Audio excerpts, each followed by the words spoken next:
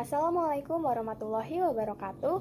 Halo semuanya, perkenalkan nama saya Rahmadifa Ifada dengan NIM 1107622129 dari kelas B Angkatan 2022 dengan program studi Pendidikan Guru Sekolah Dasar Fakultas Ilmu Pendidikan Universitas Negeri Jakarta.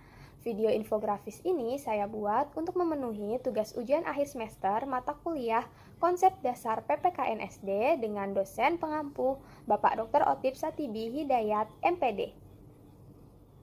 Pada video infografis kali ini, kita akan membahas tentang karakteristik konsep dasar PPKN SD, meliputi tujuan pendidikan nasional, keterampilan guru abad 21, profil pelajar Pancasila, kemudian kita juga akan membahas tentang hasil analisis muatan PPKN kelas 4, tema 7, subtema 1.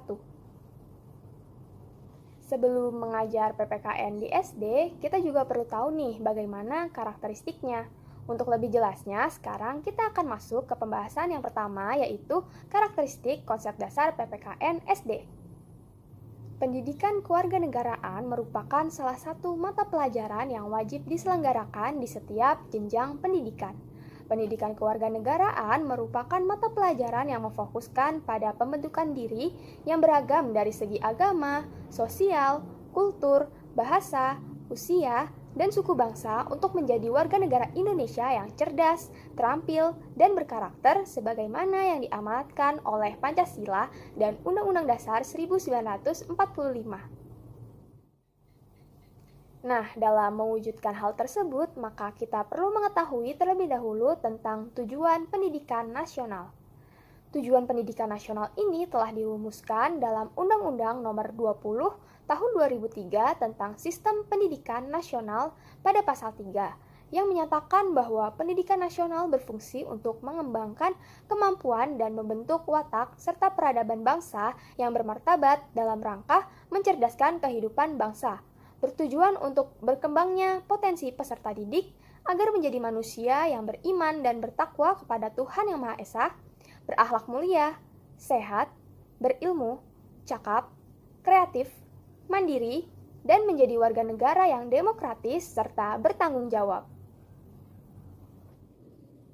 Nah, dalam mewujudkan tujuan pendidikan nasional tersebut, diperlukan juga keterampilan guru pada abad 21 yang meliputi leadership atau kepemimpinan, digital literacy atau literasi digital, communication atau komunikasi, emotional intelligence atau kecerdasan emosi, entrepreneurship atau jiwa kewirausahaan, global citizenship atau seorang guru harus bisa menempatkan dirinya sebagai warga negara global. Kemudian ada problem solving atau keterampilan dalam memecahkan masalah, dan teamworking, yaitu sebagai seorang guru juga membutuhkan hubungan interaksi dan eksekusi kerja yang baik, yaitu melalui kerjasama tim. Sebagai calon penerus bangsa Indonesia ini, teman-teman juga pasti sudah tahu jika keberadaan Pancasila itu tidak hanya sekedar dasar negara saja, tetapi juga sebagai perwujudan akan bagaimana pelajar Indonesia berperilaku sesuai nilai-nilai yang termuat di dalamnya. Nah, saat ini Menteri Pendidikan dan Kebudayaan telah mencanangkan suatu proyek penguatan nilai-nilai Pancasila, yaitu Profil Pelajar Pancasila, dengan sasaran para pelajar di Indonesia. Dalam konteks ini, nantinya profil pelajar Pancasila akan memiliki rumusan kompetensi yang melengkapi fokus dalam setiap pencapaian standar kompetensi lulusan yang terdapat pada masing-masing jenjang satuan pendidikan. Tidak lupa dengan adanya penanaman karakter yang diselaraskan dengan nilai-nilai Pancasila. Nah, pada profil pelajar Pancasila ini terdapat 6 dimensi pembentuknya, yaitu beriman, bertakwa kepada Tuhan Yang Maha Esa, dan berakhlak mulia. Yang kedua, berkebinekaan global. Ketiga, bergotong royong. Keempat, kreatif. Kelima, bernalar kritis. Dan yang keenam, mandiri. Nah, sekarang kita masuk ke pembahasan berikutnya, yaitu hasil analisis muatan materi PPKN di kelas 4 pada tema 7, indahnya keragaman di negeriku, dengan subtema 1, yaitu keragaman suku bangsa dan agama di negeriku. Nah, materi PPKN ini terdapat pada pembelajaran ketiga, keempat, dan kelima.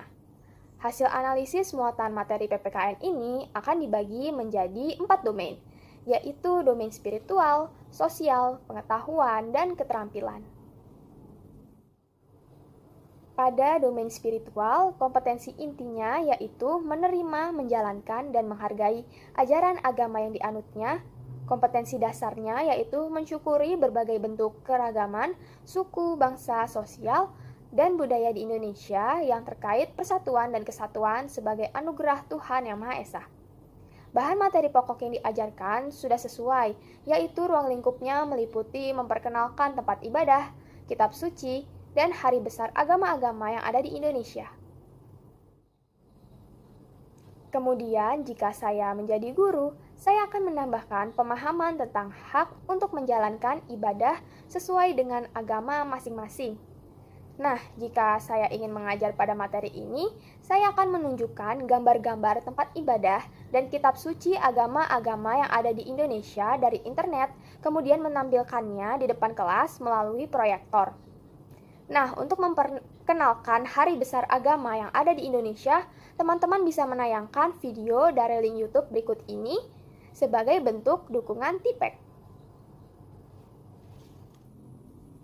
Selanjutnya, pada domain sosial, kompetensi intinya yaitu memiliki perilaku jujur, disiplin, tanggung jawab, santun, peduli, dan percaya diri dalam berinteraksi dengan keluarga, teman, guru, dan tetangganya. Kompetensi dasarnya yaitu menampilkan sikap kerjasama dalam berbagai bentuk keragaman suku bangsa, sosial, dan budaya di Indonesia yang terkait persatuan dan kesatuan. Pada domain sosial ini, tidak ada kata kunci yang menampilkan ruang lingkup bahan materi pokok yang diajarkan pada buku guru maupun buku siswa. Hanya saja, jika saya menjadi guru nanti, saya akan memberikan pemahaman terkait dengan saling menghargai berbagai bentuk keragaman suku, bangsa, sosial, dan budaya di Indonesia.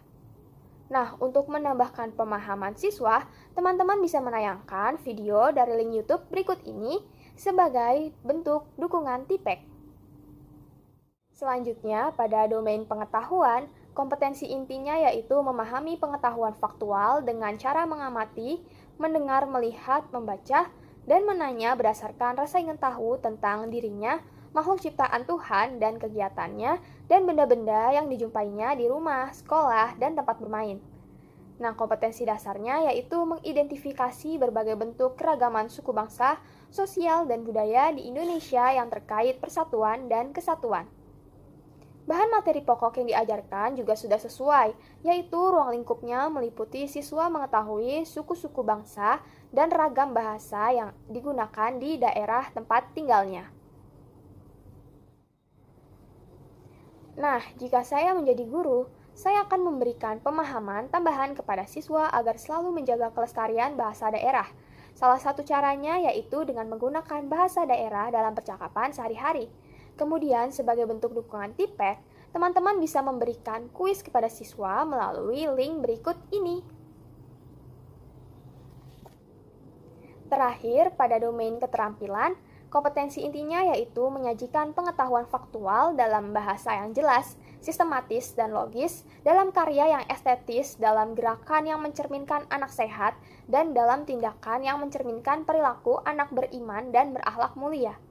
Kompetensi dasarnya yaitu menyajikan berbagai bentuk keragaman suku bangsa, sosial, dan budaya di Indonesia yang terkait persatuan dan kesatuan.